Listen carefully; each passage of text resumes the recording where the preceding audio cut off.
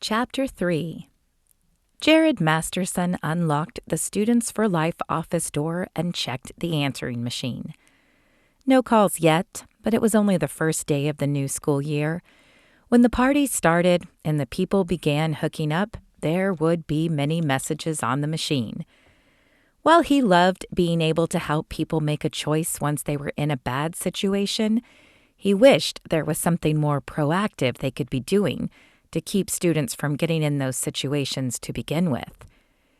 After he finished getting the brochures in order in case anyone visited, he pulled out a chair and sat down at the small conference table. From his backpack, he withdrew his Bible and placed it on the table. He tried to start each day praying that God would send them the people they needed to reach. "Lord, use me today to do your work. Help me to see the people that need help and to have the words to say to them. And Lord, please send us new members to help spread your word this year. Amen." As he ended the prayer and opened his eyes, he flipped to the back of his Bible and removed the photo he kept there. Though a little faded, the girl's green eyes and bright smile still touched his heart. His finger traced her face, and he wondered again if she were okay. Nikki had been his girlfriend last year for half of the year until she met Caleb. Then, all of a sudden, she had decided she and Jared were no longer compatible and had broken up with him. Jared was crushed, but had accepted her decision. Near the end of the school year, she had disappeared, dropped all her classes, and left without a word to anyone. Jared wished she had come to see him before she left or contacted him after. He just wanted to know she was all right. "Still haven't heard from her?" Jared glanced up to see Emily Peters throwing her gym bag in a chair across from him. Her blonde hair was tied back in its usual ponytail. "No," Jared said with a shake of his head. "Has she contacted you?" "Sorry," Emily said as she sat down, "but we weren't that close, so I'm not surprised." "Do you think he's still here?" Jared asked. "Caleb?" Emily snorted. "Probably. He's big man on campus here. Why would he go elsewhere and risk not being number one?" "I hope we can stop them this year," Jared said, frustration boiling up inside him. "We don't even know they did anything, Jared," Emily said, placing her hand on his arm. "Nikki could have left for a lot of reasons." "You didn't know her like I did," Jared said. "Something happened to her, and I guarantee you Caleb West or one of his friends was involved." The blaring alarm elicited a sigh as it went off. Rubbing her eyes, Amanda glanced at the clock on her cell phone. Ugh, 6:30 was way too early. What had she been thinking taking the 8 a.m. classes? She loved learning, but it sure had been nice getting to sleep in all summer. With a final yawn and stretch, Amanda pushed herself to a sitting position. Sunlight was barely filtering in the window, and across the room, the roommate was still asleep. Amanda still didn't know her name. As quietly as she could, Amanda pushed back the covers, crawled out of bed, and crossed to her closet, which sat on the right side of the door. After pulling on a pair of jeans and a light blue top, she brushed her teeth in the small sink and ran a brush through her hair, laced up her sneakers, and stuffed her backpack with the books she would need for the day. Grunting, she hoisted the heavy bag on her shoulder and quietly closed the door behind her. The hallway was still dark, as the lights in the hallway didn't give much light, and there were only the windows at each end to let outside light in.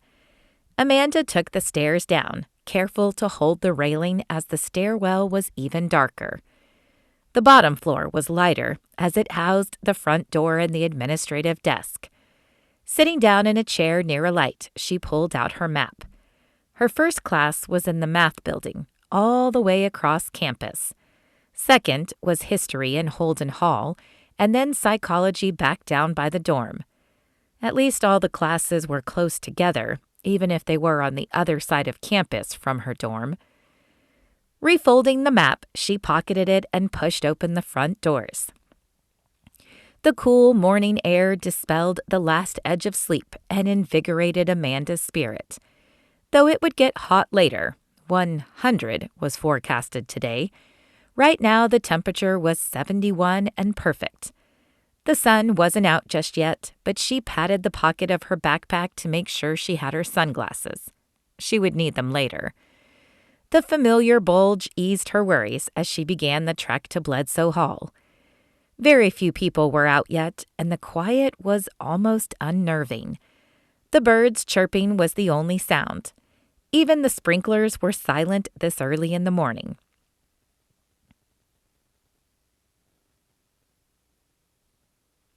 Amanda couldn't help wondering if she would see Caleb at breakfast.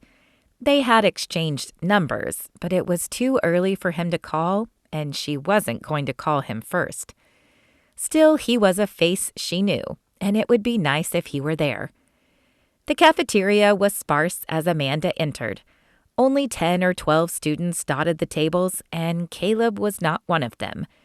She chose some eggs and pancakes from the buffet and scanned the room. The choices were to sit alone or join someone at a table. Most students were immersed in their cell phones, but one blonde girl in an oversized shirt sat alone, picking at a waffle. Amanda decided to try to be friendly. "Hi, can I join you?" Amanda asked, setting her tray down. The girl looked up, sadness emanating from her eyes. She shrugged, and then her eyes dropped back to her plate. I'm Amanda. First year?" Amanda hoped the girl would at least respond. She had no idea what the girl was going through, but her counseling instinct wanted to help. If only she'd had more experience. What she'd been able to do at JD's clinic hadn't been much, mainly filing paperwork and discussing vague scenarios with the actual counselor. "I'm Jordan," came the mumbled reply. "Sophomore." "Nice to meet you," Amanda pressed, but silence met her back. Jordan continued to push her waffle bits around on her plate. Her pale and splotchy face made Amanda wonder if she'd gotten any sleep the night before. "Are you nervous?" The fork stopped, and Jordan looked up. Icy blue anger replaced the sadness, and Amanda shivered as the eyes bore into her own. "No, I just don't want to be here, but I couldn't afford to give up my scholarship."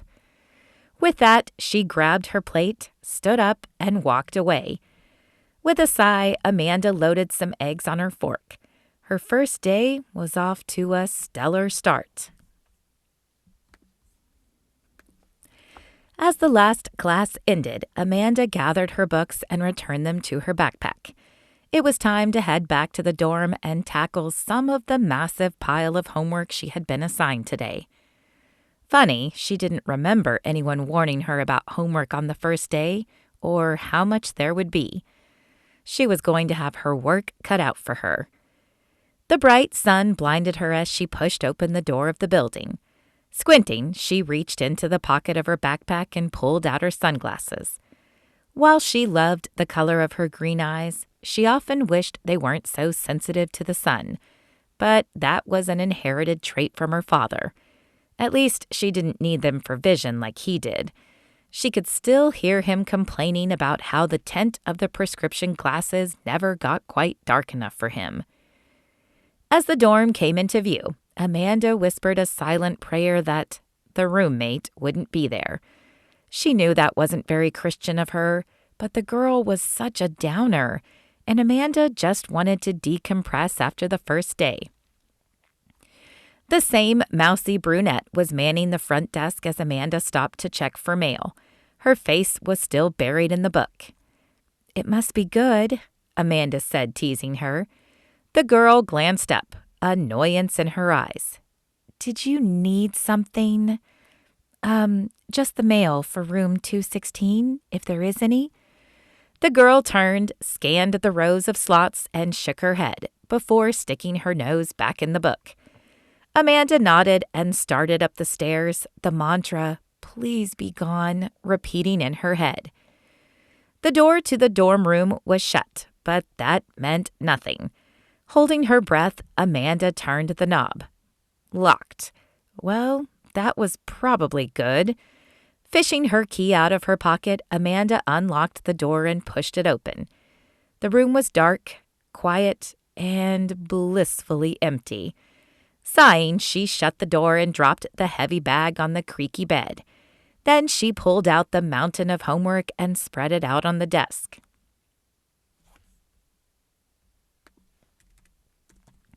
It wasn't taxing work, really, but the quiet settled on her shoulders, creating an unnerving sensation.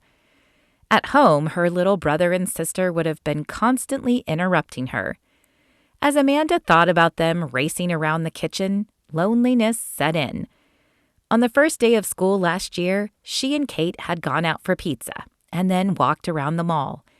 They had met up with a few other friends, and the group had spent most of the year together. Though a small group, they had been close-knit, and Amanda had always been surrounded by a great group of friends. Now she had no one, really. Sighing, she stood up from the desk and crossed to the bed to retrieve her Bible. As she opened it, she searched for the source of comfort that usually accompanied it, but today nothing hit her. Her mind was not focused. With a sigh, Amanda returned it to the nightstand and decided to take a walk. Amanda grabbed her sunglasses, locked the door behind her, and trudged back down the stairs. One thing was for sure, she was going to be in great shape after this year. As she stepped into the warm sunshine, her phone buzzed in her front pocket. Kate's number flashed across the screen, and she eagerly swiped the screen. "Kate, how are you?" "I'm good," she laughed. "How are you?" "I'm okay, I guess. I miss you." Amanda crossed the grassy lawn to a nearby tree and sat down against the trunk. The rough bark bit into her back, but she didn't mind. Her best friend was on the phone.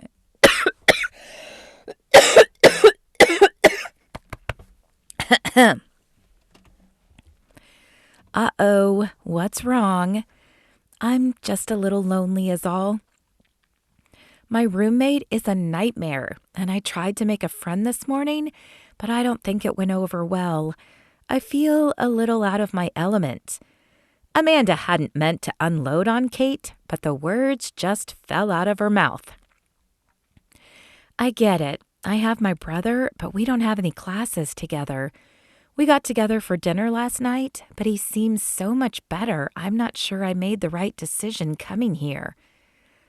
"Sounds like we both had unrealistic expectations," Amanda sighed. "I did meet a guy, though." "Ooh, do tell." Amanda smiled at Kate's teasing tone and filled her in on the meeting of Caleb. "He sounds hot," she sighed. "When are you going to see him again?"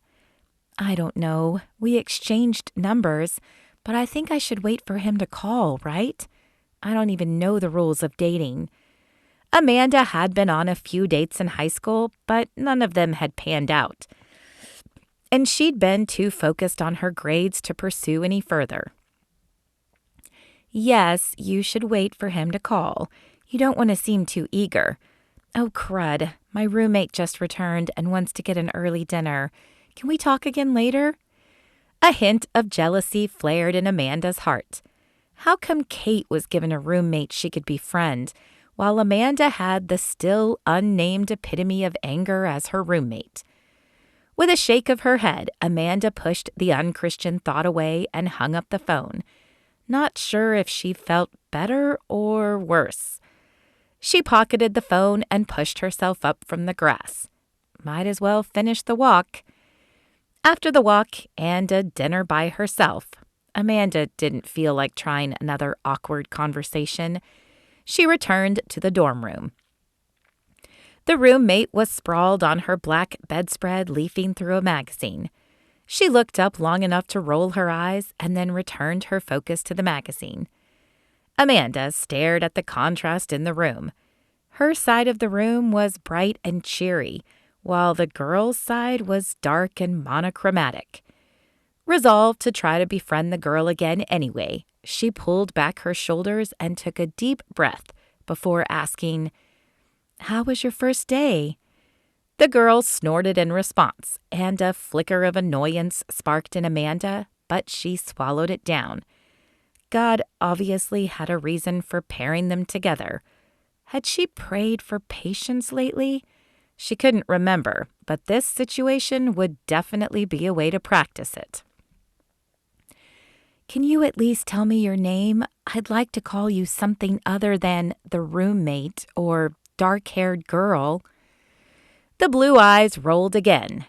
"It's Jade, but don't get attached. One of us will be leaving soon." "Or we could become friends," Amanda tried. "Doubtful," Jade replied, and jammed the headphones that had been lying around her neck into her ears. Amanda shook her head and grabbed her prayer journal. She had told Sandra she wanted to stay a part of the prayer team, but she hadn't been able to get the weekly requests before leaving Mesquite. Checking her watch to make sure it wasn't too late, she pulled out her phone and dialed Sandra's number. "Hey, Sandra, it's Amanda Adams. Are there any new prayer requests?" Sandra's voice on the other end was like a warm hug. After rattling off the prayer requests, Sandra filled Amanda in on the church service she had missed and asked about her first day. Amanda glanced at Jade. She didn't appear to be paying attention, but Amanda didn't want to chance it. "It was okay. Not as good as I'd hoped, but I know it will get better." She'd have to tell Sandra to add Jade to the prayer list the next time she called. "Be sure to say hello to Callie, JD, and Little Hope for me," Amanda said as the conversation ended. "Are you really going to pray for all that?" Her eyes flicked to Jade, who had obviously been listening and was now staring at her with one eyebrow raised. "Of course I am. These people need God's help." "Why don't they just ask for it then?" "They do," Amanda said with a smile, "but there is power in prayer, so more people praying can only help. Besides, it keeps me connected to God." "And what if God doesn't answer your prayers? What then? Won't you just have wasted all that time?" Though the questions were snarky, Amanda wondered if they were laced with curiosity as well. Although people claimed to be agnostic, she had never met one who truly was. Most people either didn't know God or had been wronged and therefore hated God. It's never a waste of time to pray, and God answers our prayers every single time.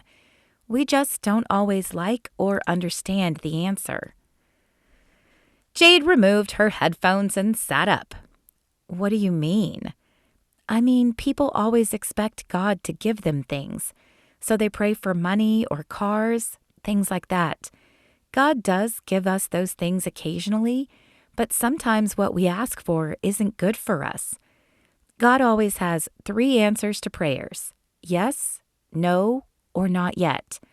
See, He has a plan for all of us, and while we don't know exactly what it is, He does.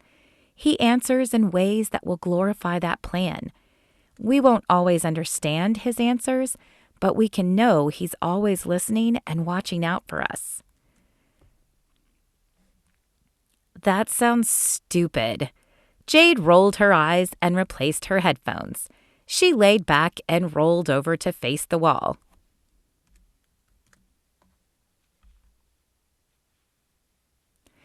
Amanda sighed as she reached for her Bible. Jade must hold the Guinness World Record for eye rolling, but something told her that the girl fit into the had been wronged and was blaming God group.